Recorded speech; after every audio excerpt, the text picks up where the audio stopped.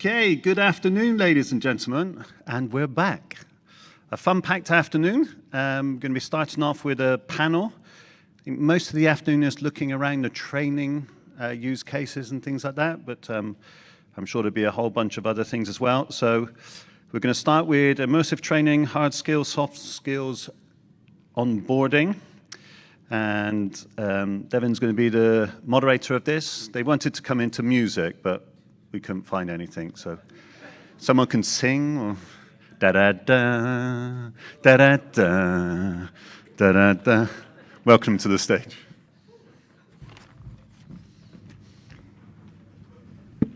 Come on. I requested Taylor Swift, but they said no. I'll start us off. So my name is Devin Bhushan. I'm the founder and CEO of Squint. Squint is an AR platform. I think you've probably heard that all week. So I'll tell you what's unique, which is we do AR without QR codes and without CAD models. And the way it works is you can just take a video of someone doing something, and we turn it into an AR guide. Check us out. Look for the people with the vests on, the yellow glowing vests in the expo hall. That one. So I'm going to introduce everyone. We have Adam Berg from TechnipFMC. You can clap. Hello, everyone. Jenny Taylor from Duke Energy. Hola. Gene Feldman from Nestlé Purina. Hello.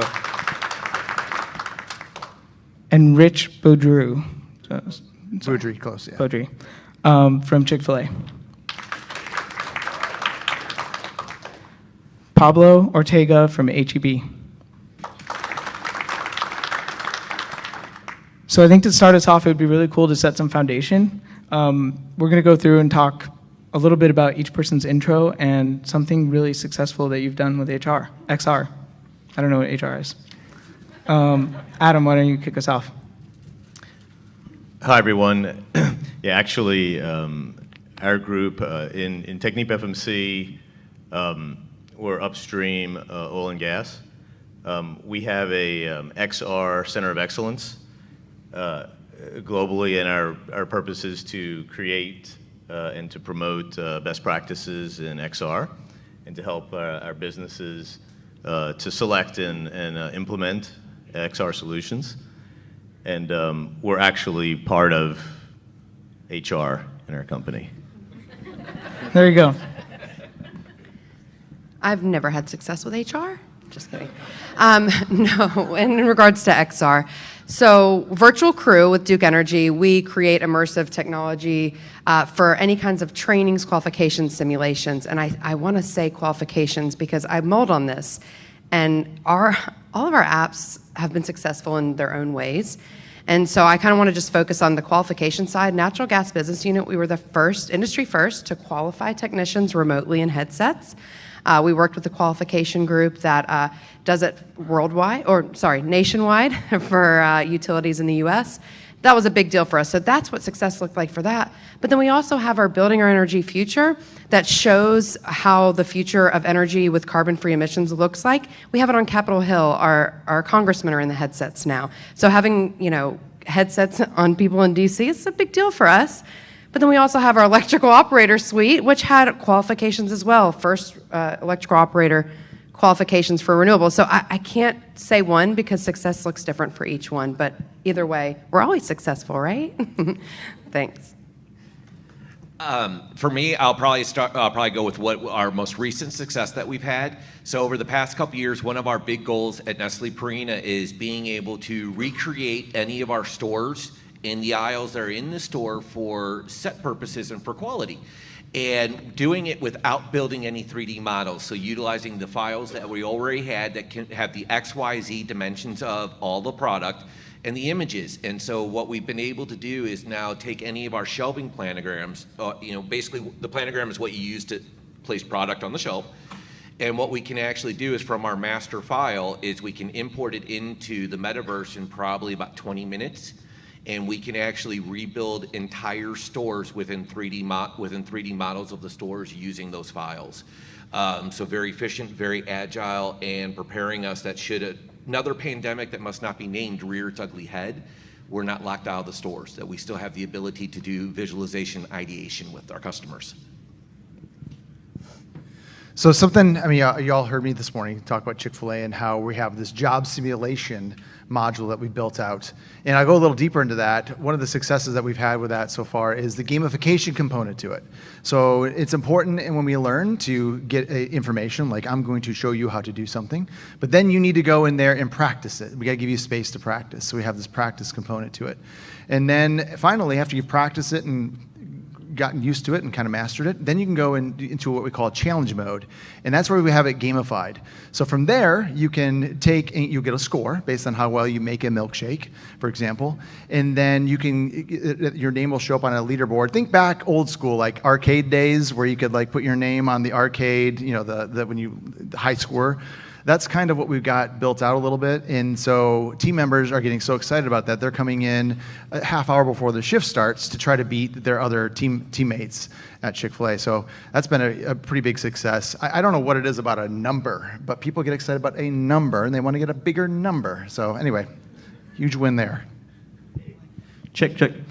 At HEB, we're a little younger earlier in our development and research into XR, but some of the things that I've been able to develop are things like situational training, tours, and looking into creating some AR content using existing 3D assets that we have within the company. Whenever we build anything, we just want to reuse that content for different experiences. Lots of great feedback with what we're doing, but I'm here to explore what else is possible in XR outside of headsets. So this is actually the perfect place to be in to do that kind of research. And I'm also in HR within my position, so it's perfect. Yeah, HR works out. I meant it. Okay, so let's start with Gene. Can you tell us a little bit about what's better about, you talked about what you've done in XR. How is that better than using a piece of paper to communicate the information or watching a YouTube video? For me, it comes down to a very easy thing, and it's just simply remembering why we went to cell phones and mobile devices in the first place. If we remember, it was to get past the cell phone bills, where we were charged for every minute, so we could only make phone calls every Sunday night from 3 a.m. to 3:15 a.m. That was it. So we went to text messaging and email. Great solution. However, 80% of our communication went out the window. All of our nonverbal communication, which is how the human mind extrapolates information, went away. So no wonder when we get a text message from our boss, all of a sudden we're preparing our box. We think there's a pink slip waiting for us. Our mind goes to the immediately worst case scenario. So for me, this solution, what excited me and what keeps me going is the use of avatars being able to bring that nonverbal communication back. Imagine if any of us have ever trained through Teams or through any of the other virtual solutions. Everybody has their cameras off. You don't see anybody's head nodding. You don't see hands being raised. When you get into that virtual space again, you're able to see that. And as a trainer, it's fantastic. But even for team collaboration, it's just beautiful because you don't need geographic location anymore.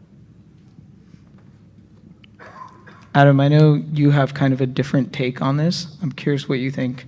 I think what Gene said makes a lot of sense. But what about from your perspective? Yeah, so on XR, I think one of the things that we're all struggling with is the justification or the return on investment. And our biggest deployment so far is this example where we're training about 1,000 subsea technicians on a process that we call installing a tubing hanger. And it's a large, couple thousand pound cylinder, and we've screwed it up a number of times. We've dropped tubing hanger a number of times the last couple of years. This is not good, and so that incident rate is what's driven. That's what's driving us now to train these 1,000 technicians.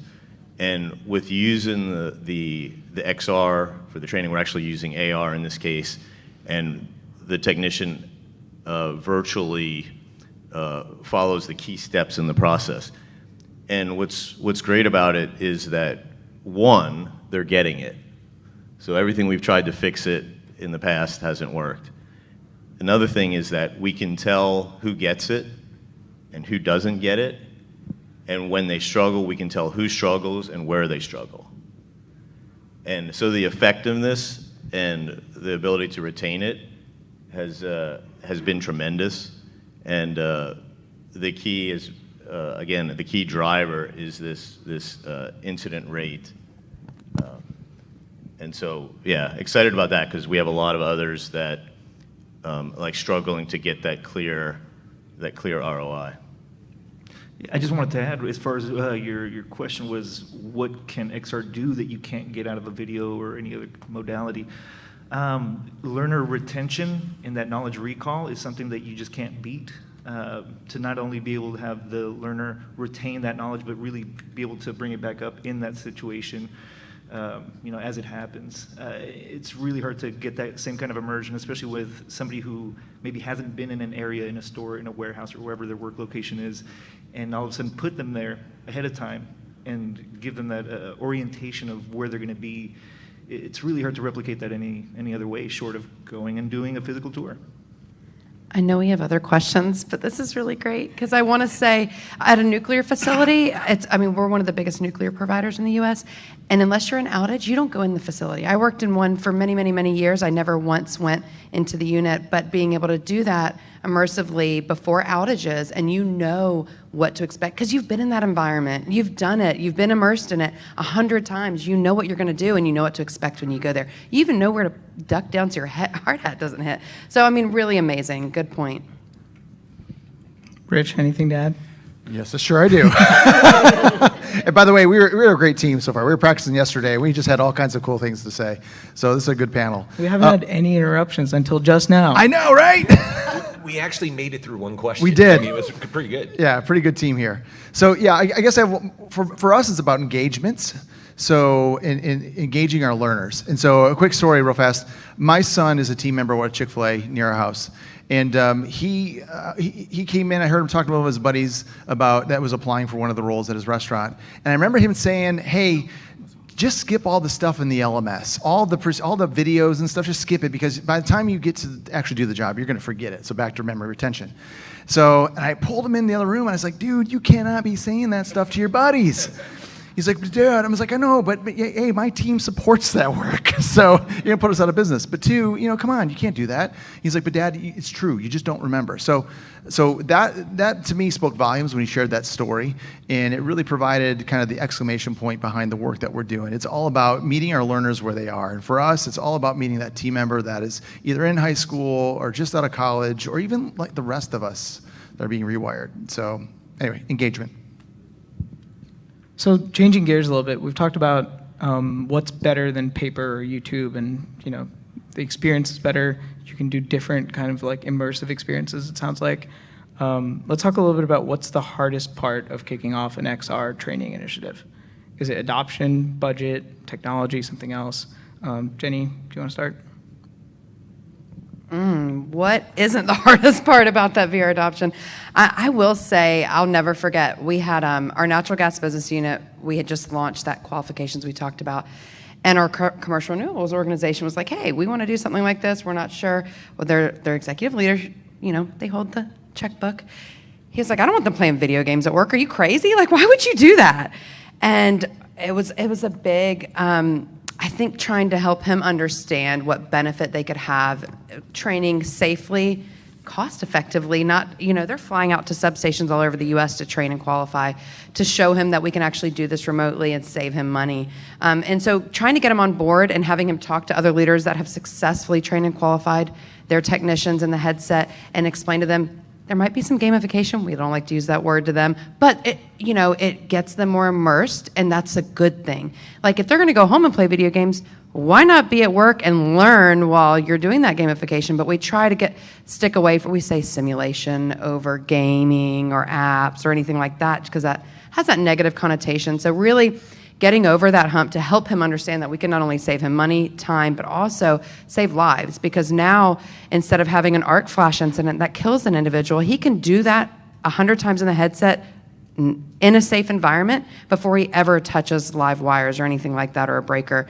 So that's a big deal for us. And fast forward 2 years, he's now one of our biggest customers. We got over $2 million from him, biggest internal customers.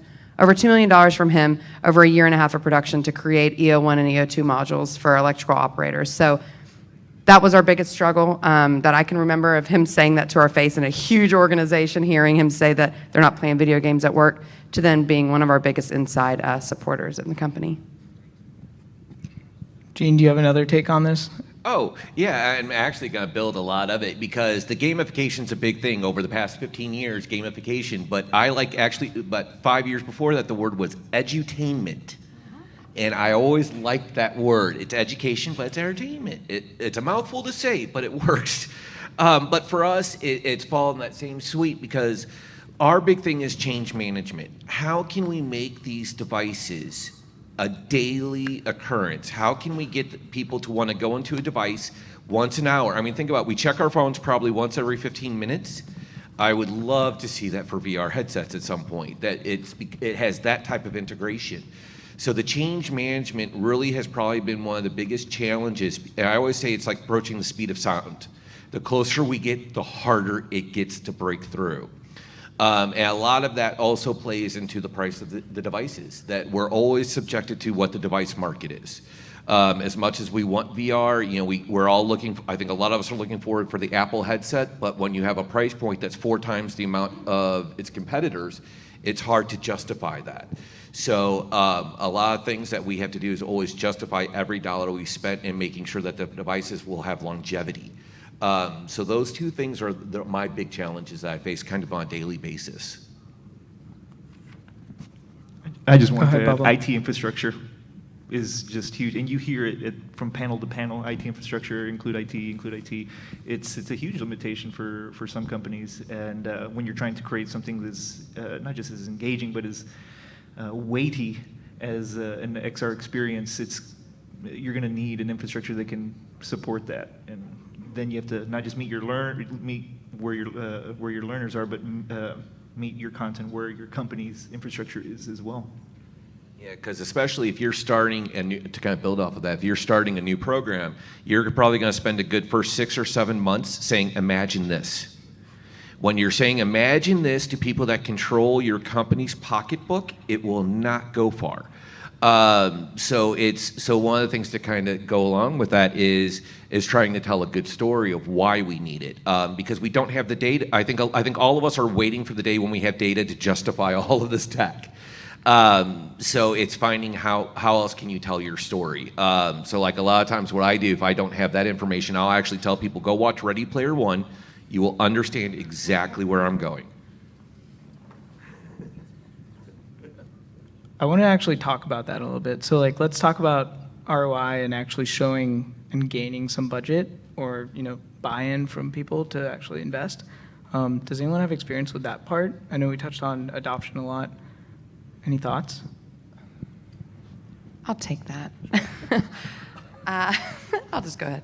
So ROI is huge for us, obviously. I mean, we're especially for our internal applications, if we're not selling externally, we're run by the commission. We're run by our ratepayers. We have shareholders. We have a lot of people to talk to and answer to. And so showing that return on investment, how we're saving money, how we're being more effective, how we're being safer by having people in the headsets, it kind of speaks for itself. We've been very lucky that over the past 6 years, adoption's been fairly, where's wood? Fairly easy for us, because once that first group signed up and the other organizations were like, hey, what are they doing? We want to do that. That looks cool. And they started recommending the training to their peers. It was kind of easy, but going back to the ROI, it's very, very important to say, we have stats, and I kind of, when you said, when the stats are out there, well, we did them internally, and we're like, all right, our first group, we need to redo them now, but it was amazing when you hear those PwC, the PricewaterhouseCoopers that are like the 4 times, we didn't believe it, so we did it ourselves, and we do have those stats, and we do have those metrics, and we did find that $125,000 per person in our training organizations, we're saving dollars right there. You're spending so much less, and you get that 5-year turnaround, even 1-year turnaround. They're seeing quick savings. So dollars, that's all leadership really cares about anyway, right? So seeing that bottom line reduce immediately, because we can launch within 6 to 8 weeks our applications, and so seeing that immediate ROI in real time, and sometimes we started doing like some free ones for them, like, hey, just try it out and see if it works, and they saw it immediately. So once you get in the headset, once you have people in the headset, it speaks for itself. Yeah, because I mean, for me, it's sound bites in lieu of the data. Because with Purina, we can't use our hard sales data for any type of training because then the pandemic, when sales go down, it wasn't training's fault. It was outside circumstances, so we don't use it. So for me, I get a lot of real estate on sound bites. Because especially to the point, if you can get your senior leaders in a headset, quote them. That will carry weight. It really does. So for me, it's always the sound bites and advertising out, here's what's coming. The more I can build the excitement, that it gives my validation, if that makes sense. Yeah, sorry to piggyback on that, because this is great. No, We planned this, by the way. We did. We have our whole C-suite in headsets. They all have headsets sitting on their desk. Our CEO had us create the Building Our Energy Future for the Capitol Hill. Our CIO has a headset. She's telling everyone about it. She's in our metaverse with us. So getting them in the headset, number one to me. But you mentioned, you just said something that just... Sound bites? No, after that. Shoot. Anyway, quotes. Yes, thank you. Good job. The ADD is really kicking in. So on our website, we even quote one of our leaders. He says, every time I see a demo of the product you're creating, I know I'm spending the company money correctly. That quote we had to use over and over again because I was like floored. And that's the one whose boss said we're not having games at work. So, full circle now to them quoting on our website. It's just amazing once you get them in headsets. That's awesome. Right? So I think, I'm sorry. No, I was just going to say that the two that we've seen is one I already mentioned, which was if you have incident rates or whether it's a big incident or a number of, incidents, so that's a health safety environment. That's a big driver where in that case, you maybe don't have to have the dollars to justify it because they're looking at the incident rates and the HSE rates just as much as the dollars. If you have the dollars, like one where we've had some success is with a design review where you catch a clash before you have a procurement and before you're cutting and building. And so with using XR for design review, it's just that we've had one big success on that, but then we've struggled to replicate it. So it's an interesting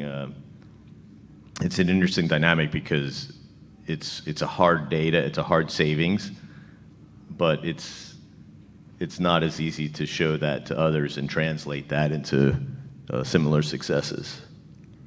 Yeah, actually, that was where I was going with this too. I think like a lot of the hard skills that you train for, you can really measure and get ROI, get buy-in.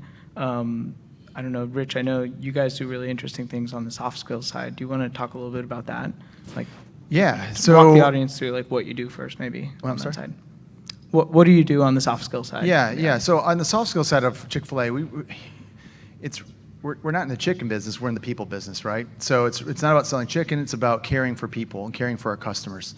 So that whole experience that you get when you walk into a Chick-fil-A, that caring feeling, they generally care about you, and that's what we trained. Even in the corporate office, it's really, I joke a lot that we get in these nice battles because it's, we walk through a door, everyone's like, no, you first, no, you first, no, you first. It really is a caring company. And but how do you train for that? Especially in new locations, parts of the U.S. and around the world where that's not part of the culture or they don't get it, right? That's how Chick-fil-A operates. So soft skill training is a big deal.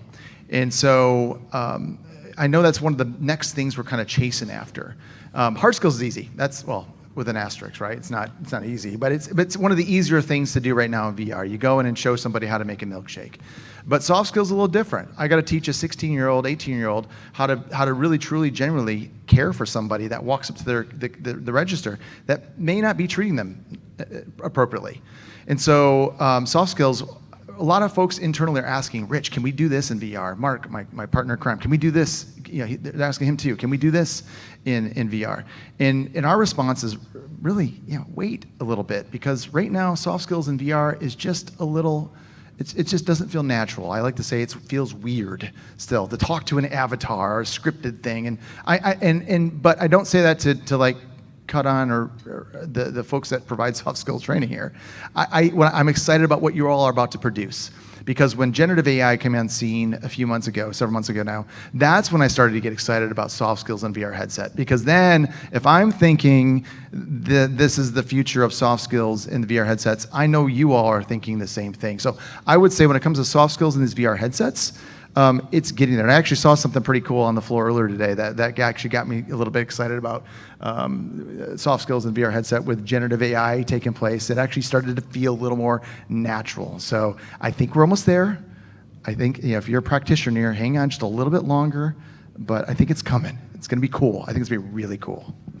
Yeah, we're so excited with the generative AI. I mean, it's scary at a point, but we're so excited. We're putting in one of our simulations that our customers are hopefully going to be in next quarter, and just playing with it with the avatars and seeing in multiplayer too. It's been really cool to have fun with, and we're really excited to get our customers in that generative AI space too.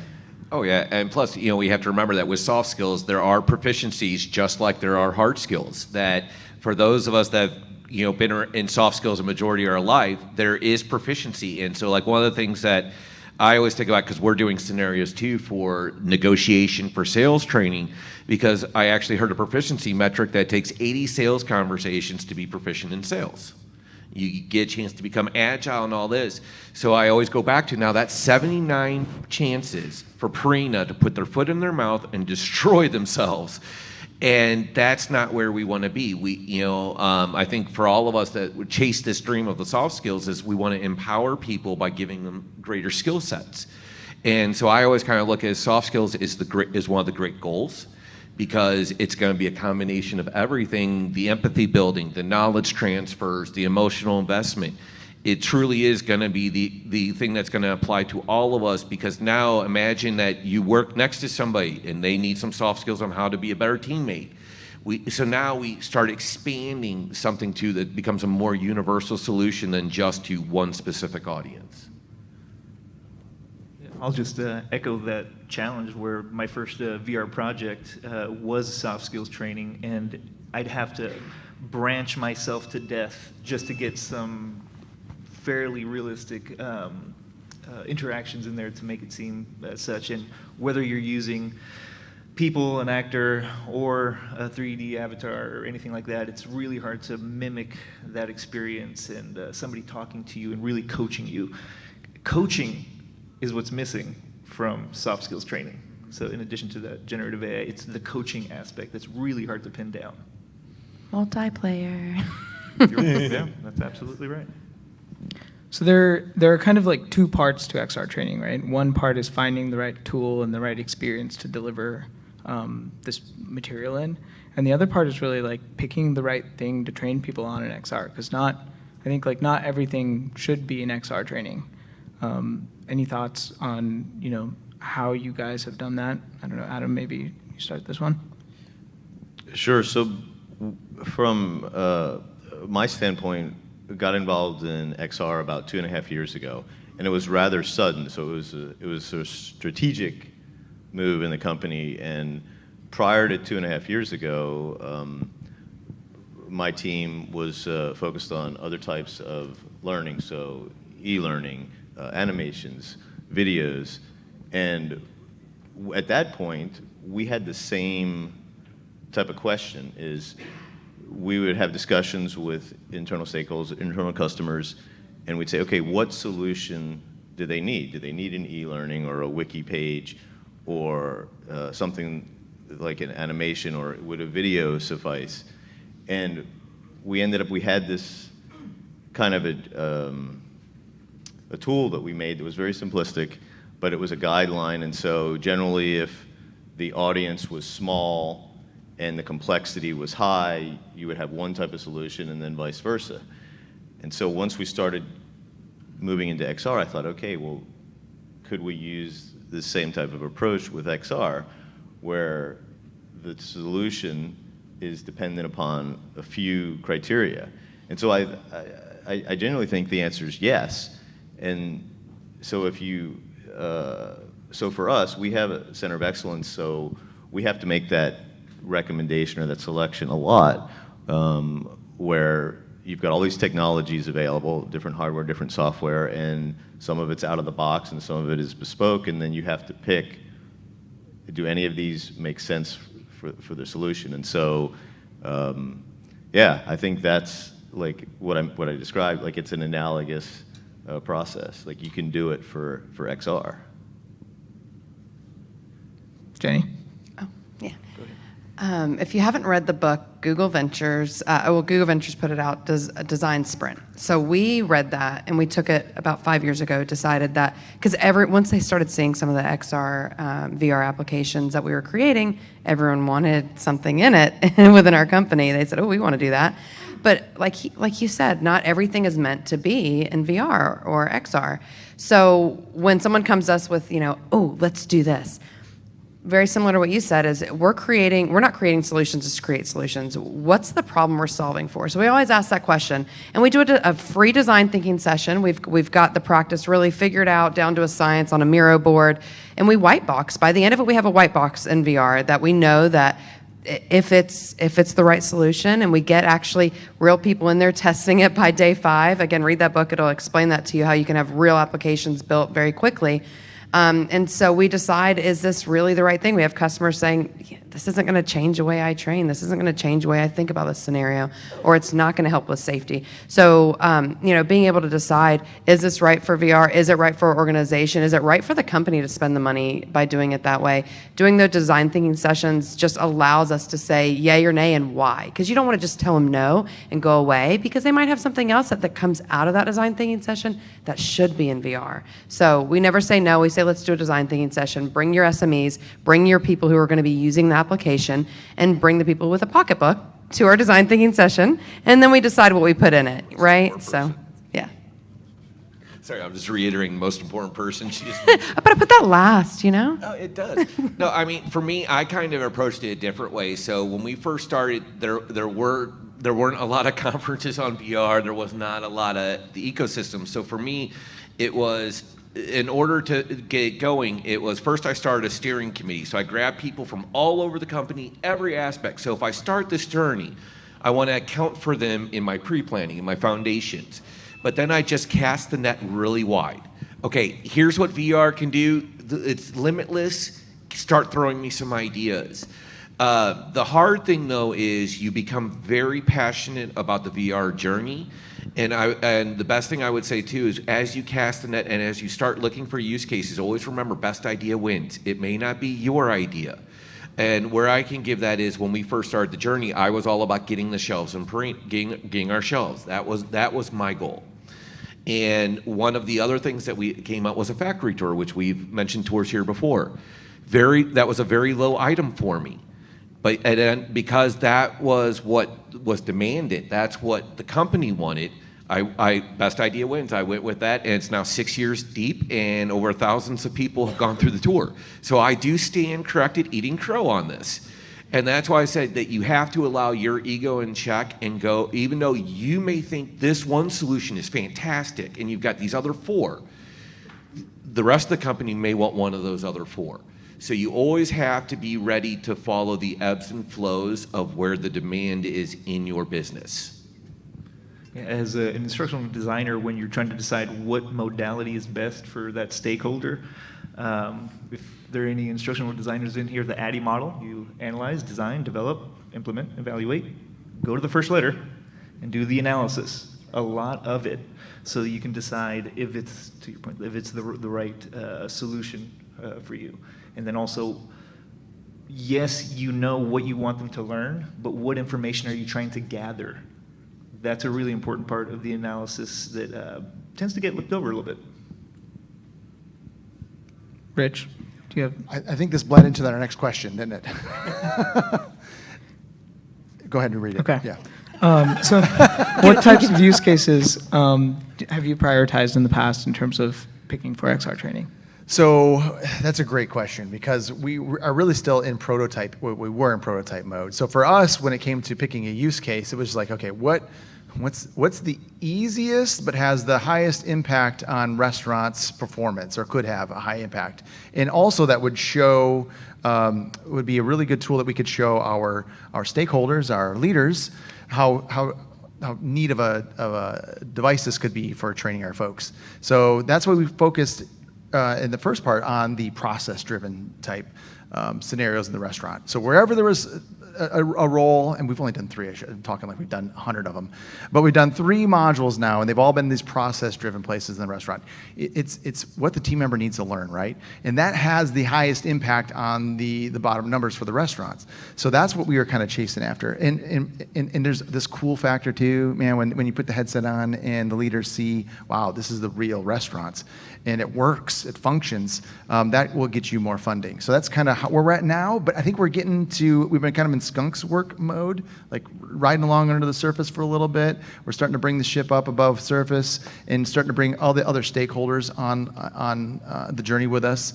And they're going to have to be the ones, those SMEs that say, how about you try this? And that's where we start spinning up that more collaborative approach. But that's kind of how we've approached it today, but that'll probably change here very soon.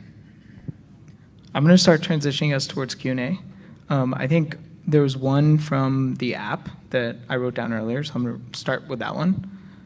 It was, of the 4 training categories, hard skills, soft skills, onboarding, upskilling, which is the hardest and which is the easiest?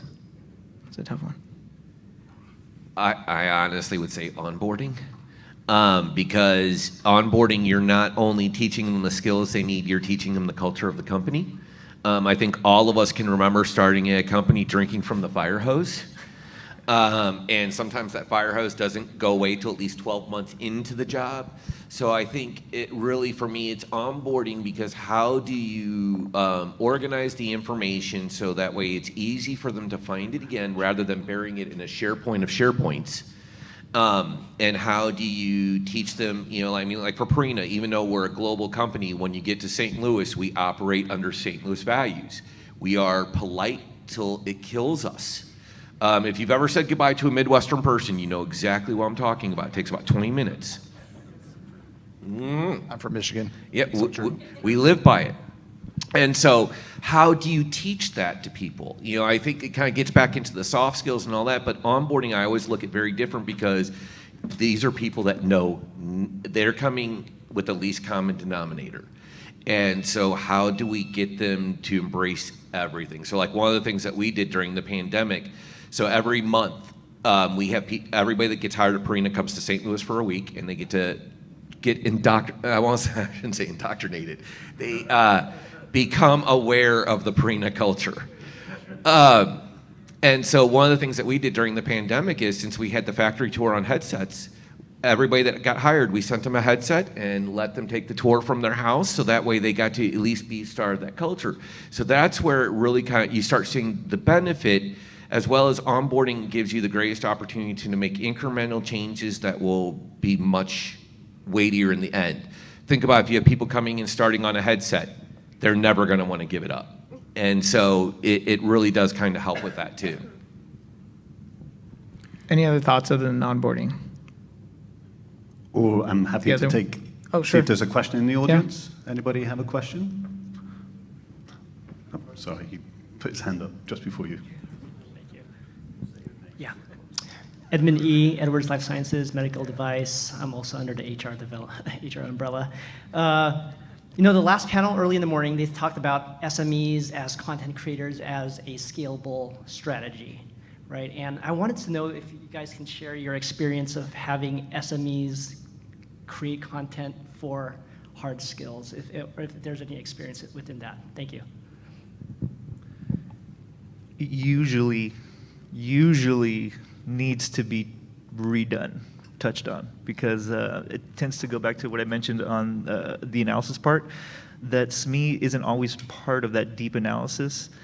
And then when it comes to anything in that XR space, it's very rare that you're, at least in my space, it's rare that you're encountering a SME or a stakeholder that is well versed in that. So maybe there might be additional considerations needed for what they're asking of, or what they did create, or maybe what they're presenting to you, and then think about it in a 360 space. Will it work in 360 degrees? Will it work in the fishbowl? Just a consideration when I am presented with, pre-existing anything. So we love working with our SMEs. I will say we do not build a VR app without a SME in our project, period. And usually we prefer 3 of them. Usually get 2 of them, maybe 1. But we are the VR experts. We are the developers. We are the 3D artists. We're the ones that are creating the content. And we can help teach that SME to give us what we need. I mean, we actually walk through substations with them, like in person, because we want them to tell us what they need to learn, what they're trying to achieve from it, what they're getting out of it. Our apps will never be successful if we don't have a SME involved, because they're the ones that are going to be using the apps. And if we don't build it for them to be able to use, if we're not building for the solution, if we're not building to solve a problem and only building the solution, then it's never going to be used. So you don't want to build an app that's going to sit on a table somewhere and never be used. So we have to have the SMEs with us, and I'm happy to go into that later with you as well. It's big for us. Yeah, same here. Because for myself, I am a team of 1. So I have the development of everything. So I rely on my SMEs. To your point, I can't do my job without them, because they could become my champions. So what I do is I find the ones that are just, as soon as I show a solution, the ones that are like, oh, this is great, I have so many ideas, I fill their calendar with meetings, because I'm going to make them my champion, to where I can actually share. This morning on the shelving software that I mentioned earlier, one of my SMEs just sent me an email actually right before this, that her metaverse shelf just made it into one of our national decks for one of our products, first time. And this is a huge move. I could have never done it. I could have never made that happen. My SMEs that have become now my champions, they're the ones that carry my message for me. That makes me sound like a messiah or something, but it is. They become your champions, and they may not know the inner workings, but they're the ones that are working on saying, yes, this improves my job, take a look at this, and they'll carry your word. One last question. Yeah. Hi, everyone. I'm Dustin. I work for IDEX. It's a medical device manufacturing company. So I'm interested in the manufacturing space. We're always working on continuous improvement, and we're held to regulatory standards for integrated management systems and quality management systems. So when it comes to content revision and quality control of that content, when there are process and or hardware changes, how is that being currently handled by you all in your various industries? So, I can actually talk for our factory tour. We had it in place. It's in place for 6 years, but the factories are notorious for changing things. One of the things that we did is we built it modular. So in other words, it's one factory experience that teleports them to 6 different stations, but each station is plug and play. Every piece of it we can pull out and reinsert with a new one. So that way we don't have to go back and redo the whole tour. If one room changes, let's go capture that new room and just replace the files. So for us, even with any of this, you have to be very forward thinking about, okay, what could change? And I would say, building your stuff in modular fashion is a great way to keep your maintenance. You'll never get rid of your maintenance, but it can keep it a little bit lower. And apologies for being a mic hog, but that's a really good point. Honestly, because that was one of our reasons. 6 years ago, we said, do we buy versus build? And we decided, because we're regulatory, we're utility, we have the commission we're answering to, we wanted to make sure that we could make changes on the fly. So that's why one of the reasons we chose in-house and to build this huge group internally, because we will have those changes. We will have regulatory requirements, our ISO changes, whatever it is, we have to change on the fly, and we can't depend on a company that isn't regulated to understand that, no, that needs to be now. That can't be a month from now. It can't be 2 months from now. So that's why we build in-house, one of our big reasons. Yeah, a lot of times it's easier to get a Unity license than it is to get a vendor approved, in all honesty. Okay, probably could go on for another 2 days, but unfortunately we're going to have to stop it there. There's been some magical insights. Thank you very much, guys. Thank you. Thanks.